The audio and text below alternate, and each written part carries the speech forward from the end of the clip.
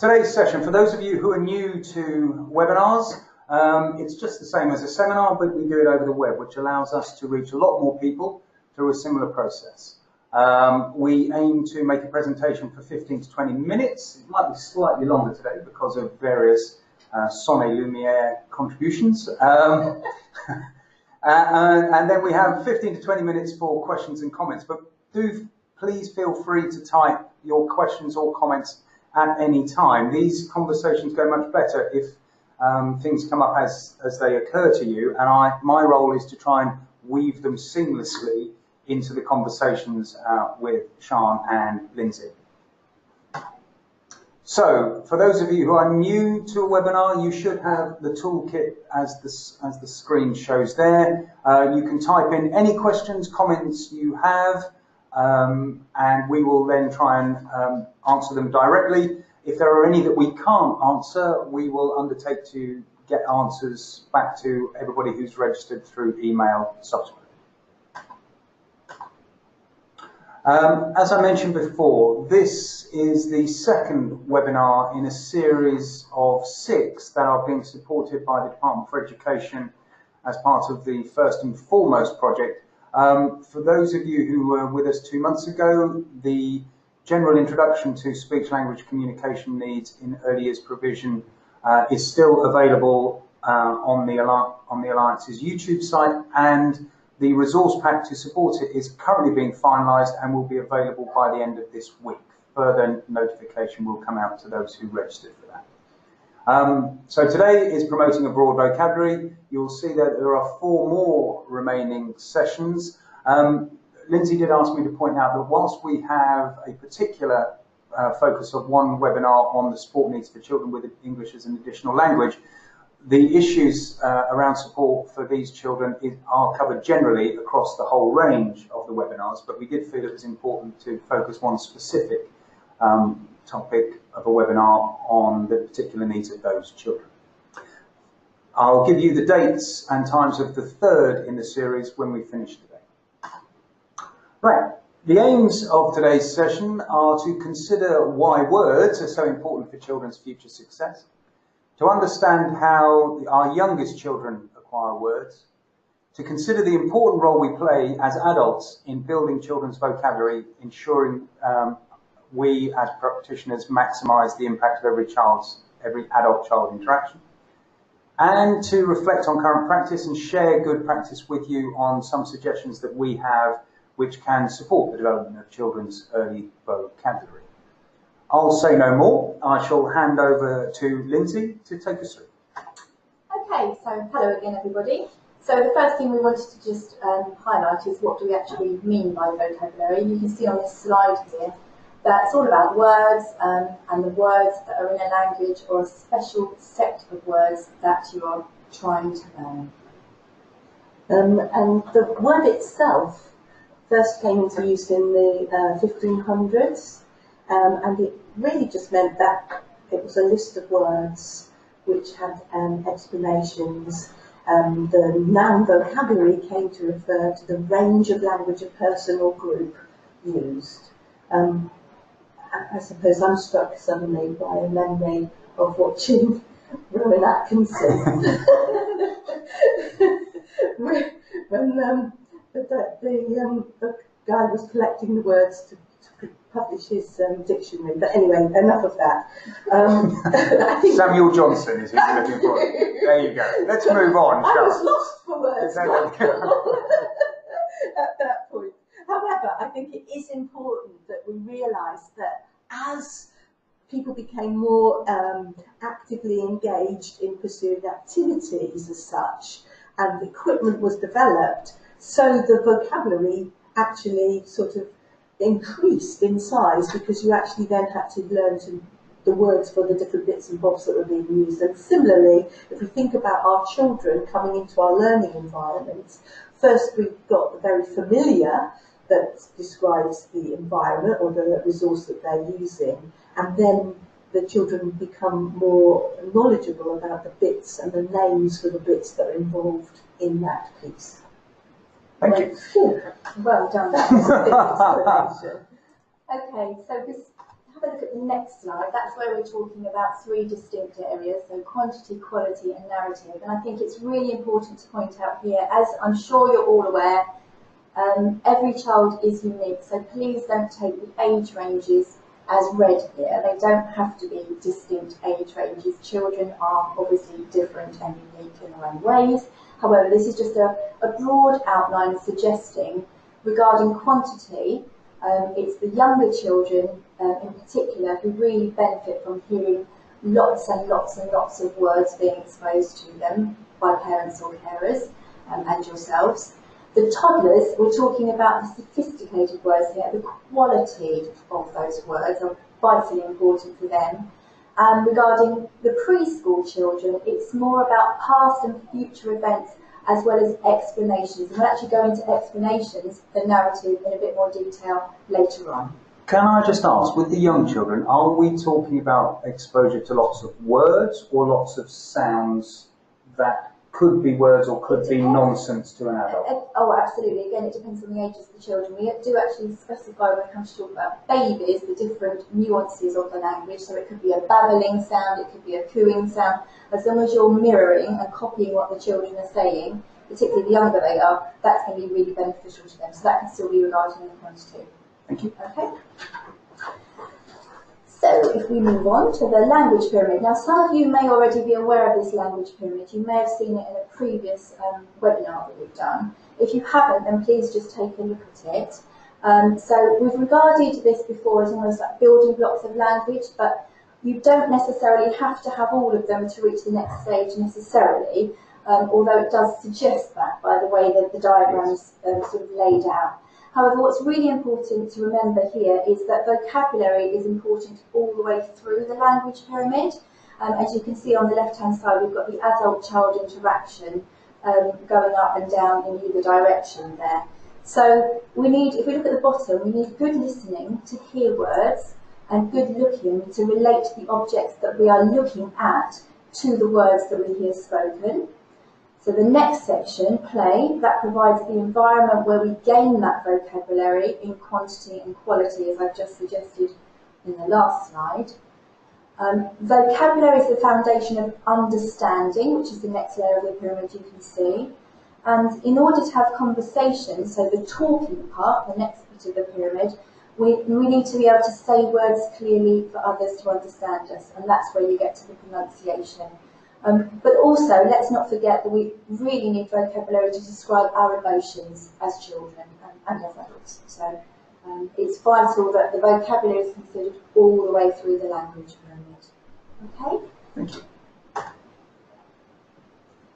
So let's just start our focus then thinking about our pre-birth and babies. According to some recent research at the University of Dundee, babies, they found, may be able to recognise their mother's touch while still within the womb, which helps them to bond and communicate non-verbally even before birth. So they found in their studies that babies were most likely to reach out and touch the wall of the uterus when their mothers were caressing their bumps, more so than dads or other people who were touching their mother's tummies. Yeah, let's not go there. Okay. But you know what I mean, which is fantastic because that attachment and that sort of closeness really helps, the research has shown, to help young children develop and acquire language more speedily than those babies who haven't had those experiences. So you can see also that as a fetus grows inside a mother's womb, it can hear sounds from the outside world and can understand well enough to retain memories after birth. So again, vitally important information there, research that you can share with expectant mums that you may come across in your settings. So talking to your bum peers. Yeah, vitally important. And studies have also shown that if they're regularly spoken to, unborn babies can actually recognise and remember their mums and dads' voices before they are born. So again, don't forget to keep encouraging your expecting parents within your settings to talk to their bumps and they can sing to their bumps. If they're stuck for something to say, then suggestions are that anything is vitally important to share. So even if you're reading your newspaper or a magazine article, it doesn't have to be babyfied literature that you're reading. It can be absolutely anything. You can sing your favourite nursery rhyme if you wanted to, or read a children's book, that's fine too. But lullabies, nursery rhymes, as I said, it gives the unborn babies just another chance to hear their parents' voices and begin to recognise the way that they are sound. And one really interesting study shows that babies can pick out individual words from speech at only 3 days old. So once they're actually born, they can pick out those words. And presumably that's siblings as well. Oh, so how exciting for elder brother or sister to be talking in mummy's tummy. Yeah, absolutely. Okay, so continuing with babies.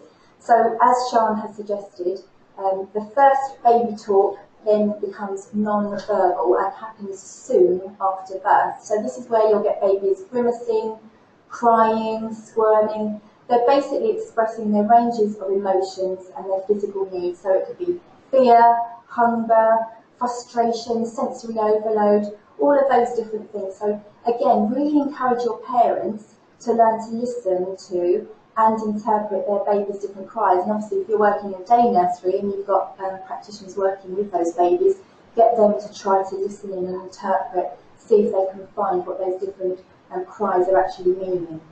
And at this age, babies prefer voices and music that they heard whilst they were still in the womb. So that's why that antenatal support is so vitally important.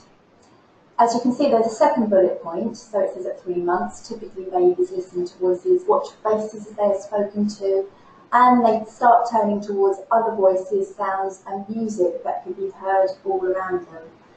And by the end of this 3 months, this is typically when babies start cooing. Again, typically, I'm underlining that. A happy, gentle, repetitive sing-song kind of vocalisation is what they start to produce.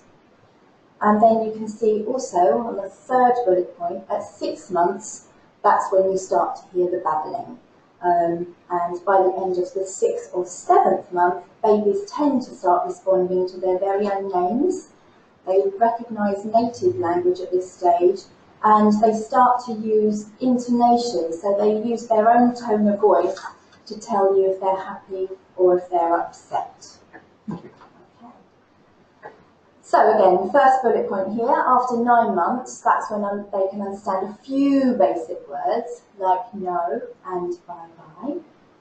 And around the same age, that's when they may start gesturing and pointing more. And again, some very interesting research from a team called Lucid shows that babies who gesture more, so do more pointing and gesturing, tend to have larger vocabularies later on, and that the caregivers who help the baby's language develop can do this by responding immediately, and they're suggesting within 2 seconds, and appropriately once the baby starts pointing to an object. So if the caregiver or the practitioner starts talking about what the baby's pointing to or at, within those 2 seconds, that really does help develop that creates language. the association in the brain. Absolutely, yeah. It's been proven that those children have a higher range of vocabulary later on in life. The third point on there is... All right then, I'm going to press you on this. Oh, go on. Is that there are certain babies who will point more as an innate way of expressing themselves, or is it something that all children point and then it's the response from the adults that is the key? They're all doing the pointing. The key They're all is to doing the watch pointing. and observe, which we'll talk about later in a minute. You've got to watch and observe and then pick up on those points within those 2 seconds if you can. Right, thank you. There's the challenge. Yeah. So the third bullet point on there, you can see that around the 12 months stage, babies begin to recognise their own name, the single words, understand some simple instructions, and begin to use one or more words with meaning. Some of those words that they start using may be still unintelligible to unfamiliar listeners, or they could be just using a fragment of a word that you may not quite get. The important thing is obviously to listen out and then repeat and try and pick up on what it is they're trying to tell you. Okay. Thank you.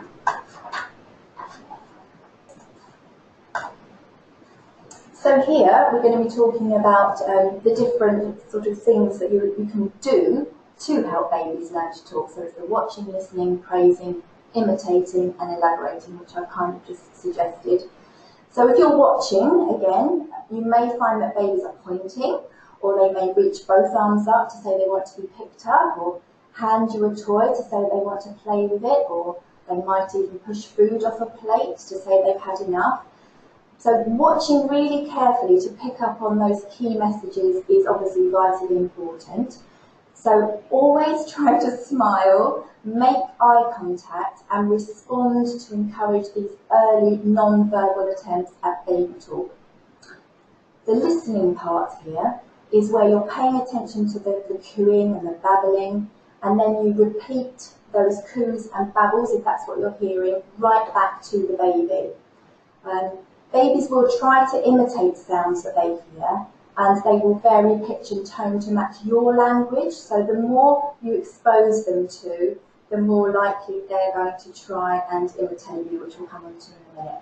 But the most important thing is to be patient and give them lots of time to talk to you, however they are talking at this stage. The praising, I think you're all going to be doing that brilliantly already, and it's very hard not to smile and applaud even the smallest or most confusing attempts at baby talk. But obviously, as I've said, babies do learn the power of speech by the reactions of the adults around them. So if you're being positive and you're praising them lots, you're going to get more back. Again, the imitation is so important. So obviously, babies love to hear your voice. And when they're spoken to, it helps their speech develop, as I've already said. And the more baby talk that you use with them, using short, simple, but correct words, such as cat, when a baby says cat, the more babies will keep trying to talk to you.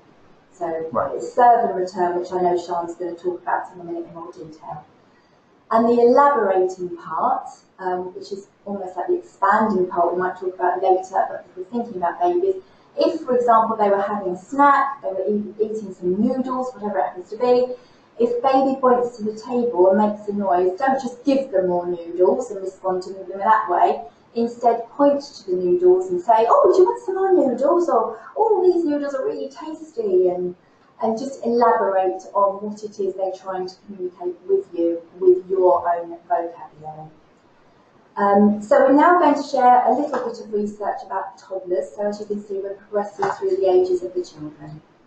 Okay, so as Lynsey mentioned, that serve and return, kind of that turn taking in conversations is really, really important. I know we talked about the quantity of words that babies hear is very important to their developing vocabulary. However, the gaps between the conversation gaps are equally as important. So in other words, they're starting to learn, this noise is coming out of my main caregiver, and then there's a pause, and that's the expectation that I'm going to return. It's my turn. So you're helping them build those conversational skills. And new research has shown that the number of times children aged between 18 to 24 months are engaged in the back and forth exchange with an adult really is linked to their later verbal skills. So in other words, the more that a child is in a real conversation, so not a question-respond conversation, an actual conversation, the bigger the impact is going to be for their later outcomes. And there's also that element with even young babies, isn't there? The natural conversational element with the mother. There is a natural break and each listens to the other. And so this is the practitioners replicating that and expanding absolutely. And the study showed that whilst our chatter matters, the gaps in between the chatter matter even more. So we need to make sure that we've got that to and fro.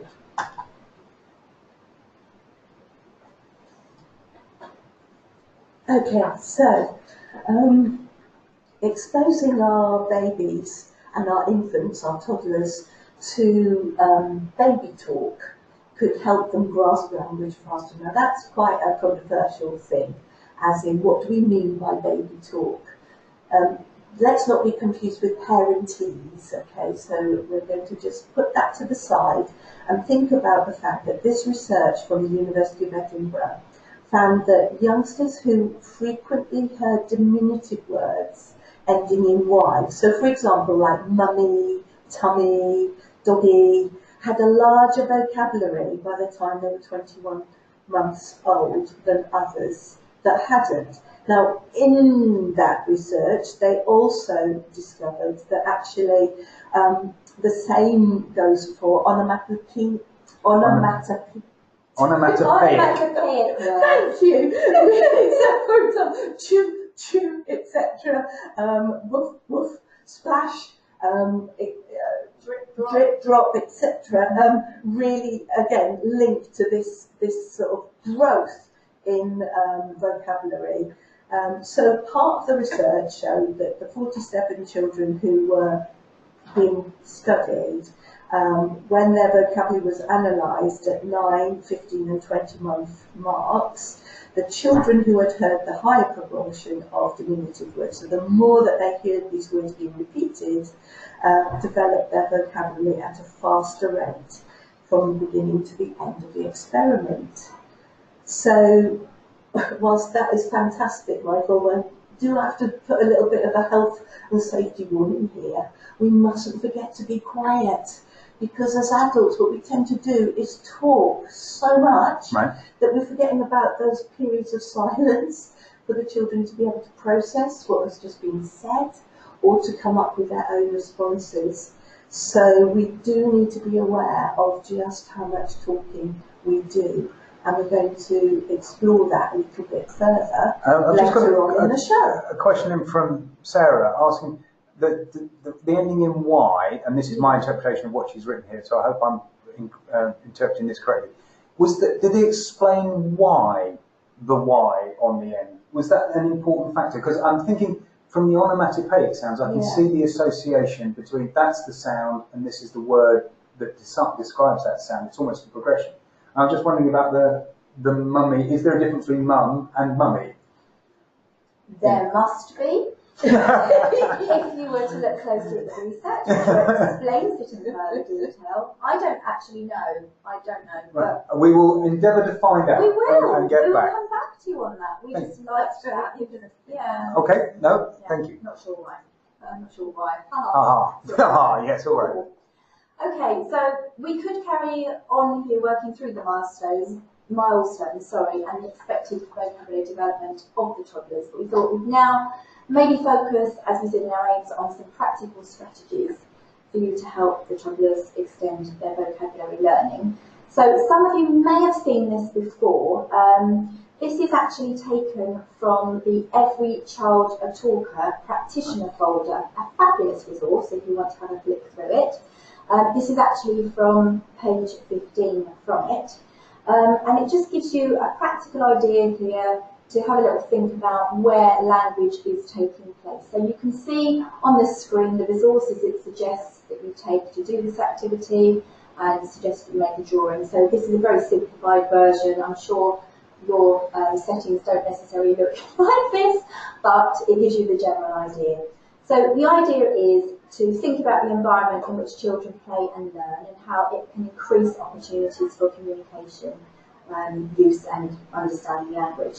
So, things to think about before you're doing this activity are aspects of the environment that can discourage talking. For example, if the CD is playing music really loudly, that's going to be a massive distraction for children.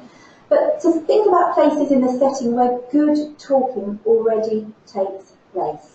Okay, so places where children initiate talk or where lots of talking just generally takes place by them. So the idea is you take a red pen and you mark with a cross on your little drawing that you've done, similar to the one on the screen, where the talking hot spots are. So the red pen is meant to represent those hot spots. And those are places where adults and children engage in conversation or where children talk to each other. Okay, so you add one cross if talking takes place there sometimes, and then more crosses if it takes place there a lot. You then do exactly the same, but with a blue pen, and mark with a circle perhaps places where you think talking could take place, but does not at the moment, so the cold spots, if you like. And then you just have a little look, stand back and look at what you've put on your drawing to think about and reflect on those areas. And then you think about, obviously, which parts of this setting you could improve and why. The most important thing is to think, why does the talking take place there, but it doesn't take place in another area, okay? So you might think, again, as I referred to earlier, is it that the really busy, loud, distracting areas promote less talk? Do you need more cosy, comfy, quiet areas where talk is more likely to occur? And think about the types of conversation you might have heard in those areas as well. Is it because you haven't really made time for talk today? Did the practitioners chat to every child? How could you manage that? Why don't you try a conversation station? Actually set up a little area that's marked out as a conversation station within the setting. Lots of different things that you could try. So the challenge is obviously to ensure we provide a learning environment which enables children to follow their threads of thinking and to develop their vocabulary. Don't forget Elizabeth Jarman's Communication Friendly Spaces is a really good, useful resource to have a look at if you're more interested in this. But we will actually be considering the effect the environment can play on children's communication and language skills in a future webinar as well. So watch out for that. So, continuing with toddlers, we thought we'd now mention some key strategies to help build their vocabulary further. So Sian's going to talk you through those. Okay, so we've kind of talked about and alluded to the link between the child's interest, so the play, the object, the learning and the word. Okay. So if we're thinking about firstly sensory exploration and you've got the real object, it helps us to ensure that we are following the child's attention. So the key point that we have to start off with firstly is, have we got the child's attention? Is the child focused on something that's of interest to them? Okay.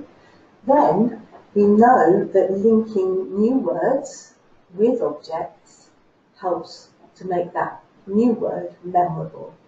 So we're helping to build children's vocabulary as they hold and touch something. We're able then to give them those words. Young children learn more from seeing and feeling and touching an object than from a picture of it. And for example, if you say cat, when they're seeing that cat, they know it matches that fluffy thing that moves with four legs in front of them. Whereas if you're holding a picture of a cat, that means nothing. They're having to read that picture, and that's abstract still. Okay, holding and touching those objects really help them to understand and acquire an understanding of what that thing is. Okay. The next thing would be to follow the child's lead. So observe what they're exploring and doing, and then you can say the name of the object or the action. This way you're modelling the words for them, saying what something is called, showing them the way to say it, and letting them know the speech sounds that make up that word. And also the way that you might use volume and pitch and speed gives them a sense of emotion and kind of, again, helps to ensure that as they start to use their voices, they're aware of the way that they can intonate and emphasise words. Okay, giving children choices. Rather than possibly offering children an option by saying something like, would you like a snack? You might want to actually just offer them a choice. So you would say, do you want raisins or cucumber? No, not just at snack time though, remember, this is nice to be able to offer choices throughout your daily routines. Okay. And finally, exploring different types of words. I suppose children need to be able to know what they're doing with things. We know that children generally, on moving into reception, are really good at naming objects. but what they find very difficult is then to be able to string a more complex sentence together. So if you can't talk about what you're doing or what you did, then you're going to find it difficult then to go on to describe things. So lots of doing words need to be sort of modelled. So again, as children jump and run, we need to give them that commentary. Look at you jumping, wow. Okay. Now on your slides, what you'll see now are some ways of provoking children to want to talk if we're thinking about following their interests. Sometimes they're referred to as chatterboxes. So as you can see, one of the top pictures are all the boxes closed, and then the picture below is where the lids have been lifted off. Now, chatterboxes are meant and work really well when they're worked on as a one-to-one. Right. So you've got a specific child in mind, you know that they are absolutely, totally obsessed by pirates, for example, and then you might make a little collection of objects to provoke that little one in wanting to talk more and explore those objects. And having it originally in the box is exciting, it's mysterious, and it's exploration. Absolutely. But they can be chatter bags, chatter sacks, possibility pockets. It all grows from what is interesting to that individual child. They're meant to be on a one-to-one, Michael, because the whole point is that that responsive adult is there, following the child's lead. So where possible, you would try to have two of every object, so that as the little one or the toddler or the older child picks up an object, you can then follow their lead and hold the same object and mirror their actions, so that they go, if they're jumping with the pirate, then you've got your little pirate and you can mirror their actions. So you go, oh, we're jumping. Right. If we have different things, then the adult tends to take over the play. So in other words, if my little toddler might have picked up the pirate, I've got the crocodile, and guess what happens? I've got the crocodile, I'm coming to get you, okay? So the whole point is that whilst the children are exploring the chatterbox, the adult follows their lead. Thank you, that's excellent. Does that help? Okay, another variant on the chatterbox is something that's been developed called an I Spy jar. I don't know if any of you may be already familiar with bottles and jars that you might put an object in and then have glitter and water in it, and then children can shake it, etc. Well, this is sort of the same idea, but in a concealed way. So the idea is you put an object inside a bottle or a jar, and then fill it with rice or lentils or whatever stuff, materials to hand, seal the jar, and then when the children rotate the jar, the objects are slowly revealed. And that links back to knowing firstly the big word for something. So for example, in the orange jar, there's a bear. So I might see the bear, and then gradually I want to, maybe it's just a bit of the bear's ear that's poking out. Yeah. So I start to learn the other bits. Is it a single object in each bottle? Or? It can be single, it can be multiple. Okay, so sometimes it's linked to a familiar song. So it might be a spider in the jar, so that triggers Insy Wincy Spider, for example. Yeah. There can be a collection of objects that a particular child likes. So in the picture with the bear, there's also an aeroplane and a peg with a ladybird on it and a little tiny creature. They went in, and they were specific to that child's interest. Or they can just be objects. So I Spy Under the Sea, for example, has got objects linked to being under the sea. Thank you. Okay. Okay, so again, this is something that we may have shown you in a previous webinar, but it's so vitally important. And again, it really does help us promote vocabulary within our setting. So this is actually taken from Elkland, and as you can see, it's showing us a little diagram of a hand. Now, the idea is here that Adults usually ask far too many questions when talking with and to children. I'm sure you're aware of it. I know it's something I'm very, very guilty of myself when I go into settings. It's just so easy to start talking to a child, opening with a question. If you listen to your colleagues or you do any peer-on-peer observations, it would be really interesting just to count how many times people are using questions with your children in your setting. So, as you can see in the diagram, commenting, repetition, expanding and explaining are all vital elements of language that help development of vocabulary.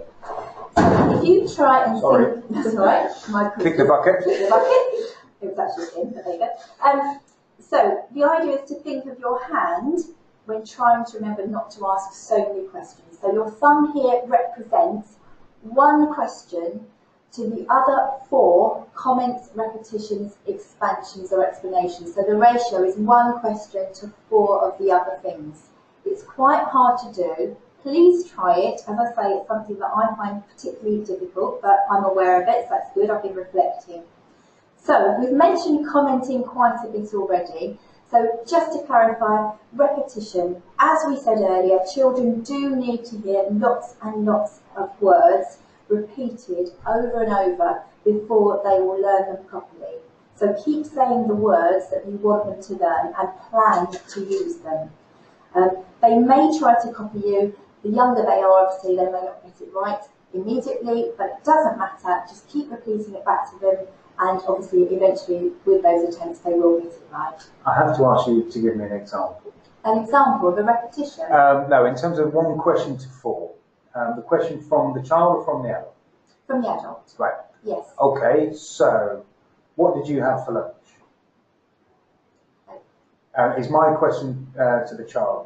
How would I then, what would your response be? And I could just kind of visualise an example. You'd wait for a response from them, and then you would comment, right. oh, you're eating a such and such right. today, that's lovely. And then you think about the repetition. So if they right. said something, you're going to repeat it back to them. So right. you're not going to follow up with another question. No, that's important. Yeah, the expansion would be, they may say apple. You say, oh yes, you're eating a lovely red apple there. Right.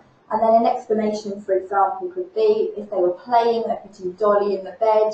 Oh yes, bed, if they said bed, that's where Dolly can sleep. So you're explaining a bit more about the right. actions that they're doing. Thank you. Okay, so I hope that makes sense to everybody. Thank you, that's helpful. It's just really important to just watch how many questions you do ask children. And it shows a depth and level of detail rather than just a single 1 out, 1 back. Absolutely. But also, Michael, when you threw that question out for them, Lynsey's instant response was to freeze for a second. So if you're putting yourself into a position of a little child who's asked that question directly, it's exactly that response, that they are almost lost for words. Whereas if you then say, oh look, you're cutting up your sausage, it's a much more shared, pressure off kind of situation. Thank you. Okay, so we're now going to move on to consider preschool children. Yeah, so this is where maybe we can take the idea of chatterboxes and start to maybe plan to extend children's vocabulary deliberately. So in other words, thinking, okay, I'm going to observe this particular child or a group of children playing or doing a routine during snack time, or maybe as we've got in this picture, this is exploring the tea time chatterbox that grew from a Goldilocks story, and then story characters came into it. However, so you're watching the child playing with this, and you make a note of the words that they're already using in that play. And you think to yourself, okay, so what new words can I introduce? What new objects can I introduce in order to expand their vocabulary? And so if you maybe wouldn't mind turning over to the next slide here. For example, I might have heard as the children were playing with the farm set that they were talking about the tractor and the farmer more frequently than some other words, okay? So I might think to myself, okay, now I'm going to plan to expand the vocabulary they can hear whilst they're playing with the farm set.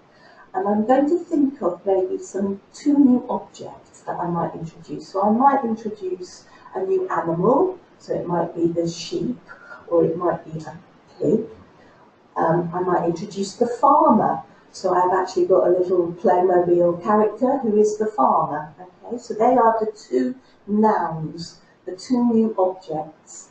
Then, if we go back to those verbs and the importance, I'm going to think about the actions. What can we be doing? So it might be that they're going to be digging or feeding the animals, or driving the tractor. And then think about a descriptive word. So thinking maybe about it being sticky, cold, muddy, whatever. Okay. Just on it, and I think it relates to these two particular slides as well. A question from Zoe. Some children are naturally inquisitive, asking lots of questions. Others are not. How would you encourage children? Ideas to encourage children to ask questions to expand their vocabulary? Well, again, using the if you wouldn't mind going back. Now you're confused me. There we are. So actually, it's how you introduce new resources. It's that provocation for them to want to ask that question in the very first place. So it links back to the identification through the observation of what it is that even the quieter children are interested in, and starting from that's there. Right, absolutely. Thanks. So if you know their usual plays in the role play, playing with the tea set or setting up a meal, if you've then introduced two new extra resources, so for example, there's the fox and the chair, that little one in that play might go, fox, like this, and you've got that opportunity, I wonder. So it gives them that opportunity to ask those questions. But it's the provocation that causes that. So the more that we have observed, we know what the child's interested in, then we can promote, really they will want to ask questions. Thank you, Zoe. And we going back to that slide here. Again? No, that one. animal tractor one. Yeah. The reason the dots are there is that's a way of recording. Yeah, absolutely. The words that the children have used. So you can then see each dot represents each time a child has used the word animal, or 3 children use the word tractor, and 4 children use the word farmer there. So that's a way of recording, after you've planned for those words, or naturally as the words come up, how many times children are using certain words, the vocabulary they're using, how many times they're not. So then if only one child said animal, then that's a word you may need to reflect on and replan to use and offer again. Yeah. So this is, again, just an example of how you can capture how you're developing that language, but to share with home. So this is Charlie's object of fascination at the moment was the tractor. He was observed as in what words he was already using, and then a list of other words to use were put around. And the idea is you send that home with the tractor in the little farm box, the chatterbox up above, with the parents. And then as they're playing with Charlie, are they hearing any of those words? And to put a dot, next to the words they hear. Thank you. Oh. Okay, this is good. There we go. We're delving into different waters now. Here we go. It looks like it's going to go. Okay, so we're going to watch a clip now. So it's a clip of a practitioner discussing with a group of 4-year-olds, a story that she's just told. And the story was Goldilocks and the 3 Bears. So just to give you a bit of context, the children had heard this story a couple of times. And as you watch it, just think about how many turns the practitioner has talking, and then how many turns the children have.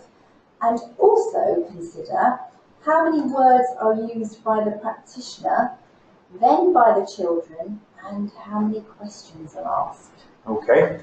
And I'm hoping that you'll be able to hear and see this. Please type in questions and comments to see if you can. Oh, it's gone. Oh no. That's the next one. Behind the tree. And who came out of the house? Where were they going? Why were they going to the woods? wanted a little walk while the breakfast cooled. That's right, yeah. What do you remember about the story, Owen?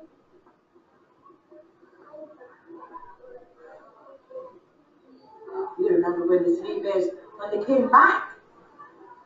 And what happened then? Goldilocks went to, or when, you mean when the three bears went for a walk? Yeah? And then what happened next? Do you remember? They're saying she can't hear. Did she break the chair? She break baby bear's chair? What do you remember, Isabel, about the story? Joyce? Okay. You remember, Isabel? Tell me another time. What do you remember, Stacey? About the Goldilocks and the three bears? What happened? Goldilocks broke the chair, yeah. And was baby bear cross? Yeah. Yeah. Why did she break the chair? Because she was too heavy? Yeah. Yeah? What do you remember, Kieran, about the story? What was your favourite bit of the story? Yeah, what was your favourite bit? Okay, I'm going to pause it there because I think I had a couple of comments that the children are very quiet and that I had the microphone by the speaker. But I think, in terms of the questions that Lynsey set for us, we've probably seen enough. Do you want to pick us up, Lynsey? Yeah, so if you go to the transcript on the next slide. Yeah, and there is a link to it anyway. So that's actually come from Communicating Matters, which is a national strategies resource. There's a PDF that's available online. But anyway, if you couldn't hear it clearly, this is a transcript of the practitioner and then the children's interactions, backwards and forwards, backwards and forwards. So we won't go over that in great detail now, but just to prove a point, we go to the next slide, please, Michael. Thank you. There were, as you can see, 51 turns at talking, 25 of which were the practitioner talking. 26 were all the children together, although 6 of these were non-verbal. Right. The practitioner used 330 words and the children used 62. And as you can see, there were lots of questions being posed. The practitioner used 30 questions and the children asked none. So the most important thing to consider here is that the practitioner does actually go on to change her interaction style significantly. So if you were to find this resource online, you'll see that she's pretty much doing it to play up to the camera. However, oh, right. Okay. However, it does prove a point. So I think this is a good idea, maybe to show this clip to colleagues if they haven't already seen it. Again, perhaps you could reflect on your practice or organise some peer-on-peer observations within your settings to see how many turns your children get in conversations with adults, or indeed how many questions your practitioners ask of children, just to drive home that point, and it goes back to the hand rule that we saw earlier on. Okay. Just the two things I spotted, and it was the complete disinterest of the little boy at the back, Kieran, and the little girl on the right yawning several times. It wasn't going particularly well. It really wasn't. Okay, so we hope you found today's webinar quite useful and it's given you some ideas to reflect on. So we've got some take-home messages for you. Okay, so remember that we should be and can plan for vocabulary learning, no matter what age the children are or what the activity is. It's about us being sensitive to thinking about, well, what are the words we're hearing all the time? How can we build this and develop this? We need to maybe also think about sharing that focused vocabulary with mums, dads and carers for extra reinforcement at home. And the key things to remember as well is quantity, quality and narrative. Mirror children's play. You might like to create your own chatterboxes with the children in mind, and also be very considerate about your learning environment. Thank you both.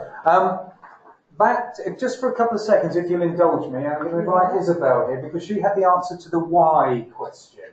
Well, a couple of things actually. In terms of why in terms of mummy was important. I'll shut up, Lynsey. Isabel.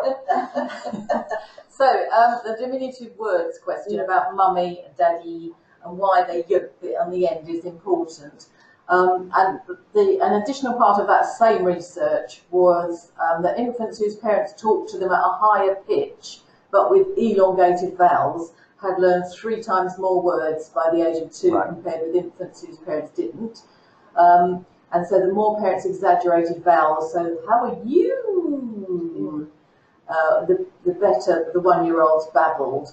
And that's the forerunner of words. And I think the general idea is that the more they hear the mummy and the diminutive words and the repeating words like choo-choo, the more children get the idea of what a word is. Right. Because they obviously can't read, so they can't see that some of these words are individual words. And so it's difficult for them to hear where a word begins, where a word ends, but it's to do with that. That's very kind of you, thank you. Thank you, Isabel. Further information. I've added the first link in there in terms of a publication available for members and other practitioners of early language development, which talks in more detail in terms of language acquisition in the earliest phase of life from conception through until about 18 months.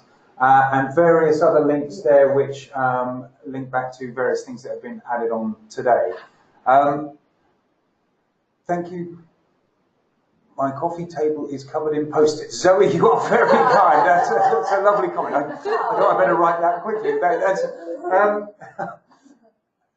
Thank you for joining us today. The next in the series is Speech and Language with Lynsey, Isabel and Sian will be on the 15th of May. However, we have a webinar on the 25th of April, which will be helping prepare practitioners for the introduction of the new Ofsted Education Inspection Framework from September. So please come with us on that journey to make sure that you prepare your provision effectively should you get inspected in the autumn.